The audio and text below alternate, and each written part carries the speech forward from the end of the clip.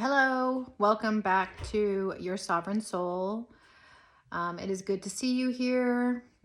Today we have an important topic to discuss. Just that something that might give you some clarity. But before I do, I just want to let you know that if you're looking for coaching, life coaching, transformational coaching, but especially narcissistic recovery coaching for those who are out of a narcissistic relationship, that is what we do. Our website is yoursovereignsoul.com. You can click below. Myself or Idana are coaches who have been there, done that, so we completely understand. Also, if you're looking for energy work, I am a healer. You're welcome to click on that, and everything is virtual, so check that out. So this quick topic is a facet of rumination that I wanted to click on. I can spend probably 5 hours talking to you about rumination. In fact, I could probably talk to you about rumination for weeks. But I just wanted to bring up something that I realized when I was going through it, something that I felt was true to me as far as rumination goes. So when you leave a narcissist or they leave you in a discard, for lack of a better word, you're pretty fucked up. I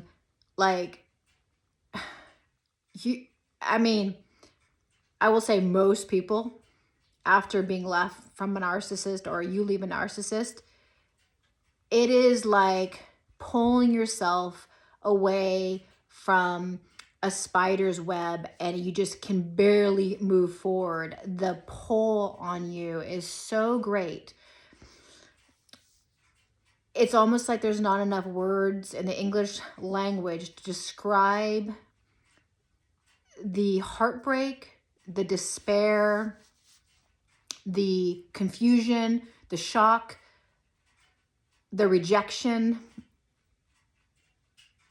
that you experience after said relationship.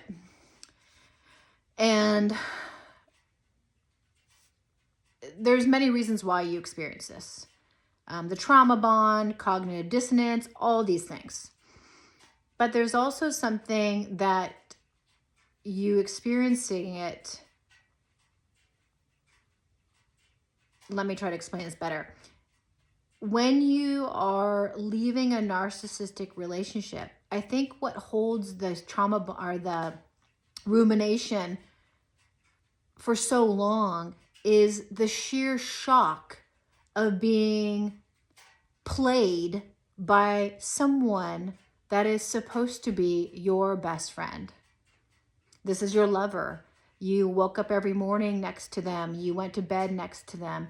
You held on to their hands when you were in their car. You kissed the back of their neck. You listened to their stories. You told them yours. You discussed the future. You made love to them. The intimacy between the two of you was that of a normal relationship. And so when you have that intimacy, normally there is a sense of dissanctity within that relationship. I mean, that's why you fall in love. That's why you get married or you are in a long-term committed relationship, because you want to sustain that sanctity. But what happens when you leave a narcissistic relationship, you realize there is no sanctity. There was no sanctity. You had sanctity. You brought the sanctity, but it wasn't being reciprocated. And I think that the realization that the person that was supposed to have your back and the person that you gave your time to and you gave your energy to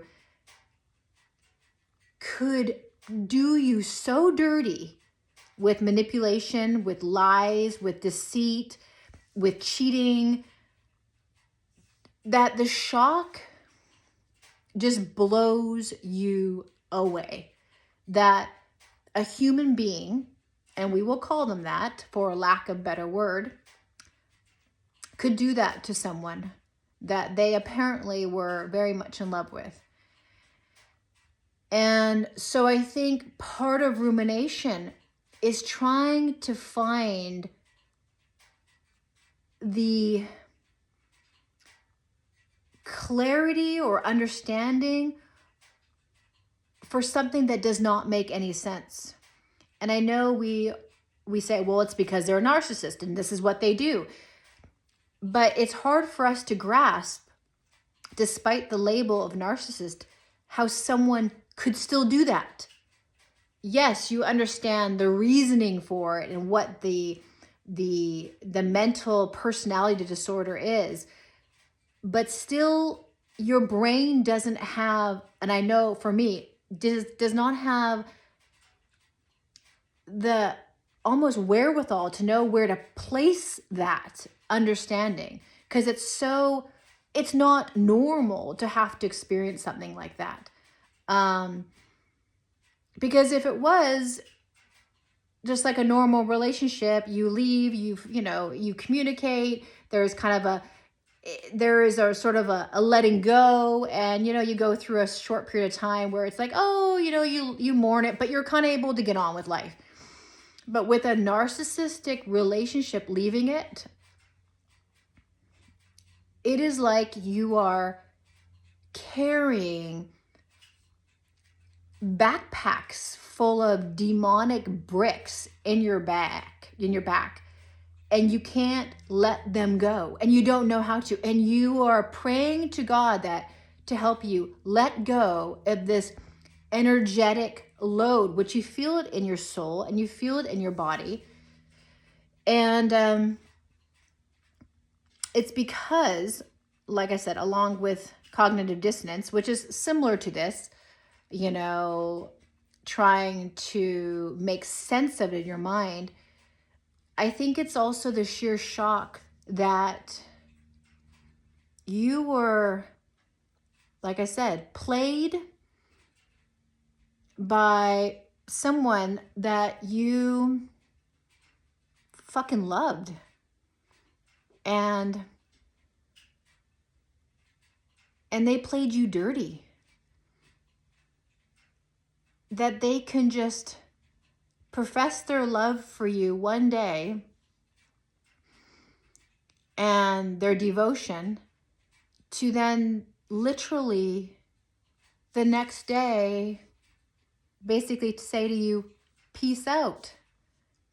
And it just like, it makes no fucking sense that someone can do that to you. Someone that you were intimate with, someone that you loved, and they were supposed to have loved you back because that's what they told you. I think that's what makes rumination also extremely hard, is knowing that someone could do that to you. And not just anyone, someone that should have given you their heart just as you gave them your heart. So I think that's what makes it also really challenging.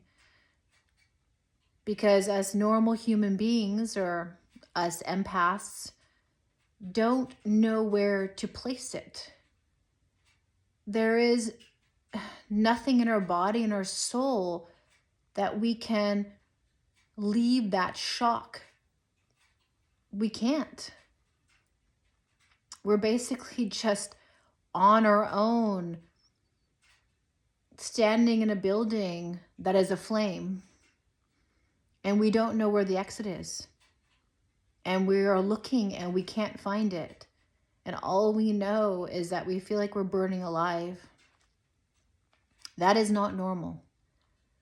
Our human body should be able to know where to place things and be able to dissipate emotions naturally.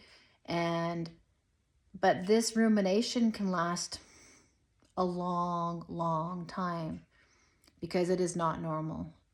This experience that we are having as empaths, or as whatever you want to call us, is not normal. And I'll explain that more on another video as far as normal, but it is not normal. And so I'm hoping by you listening to this video, understand that,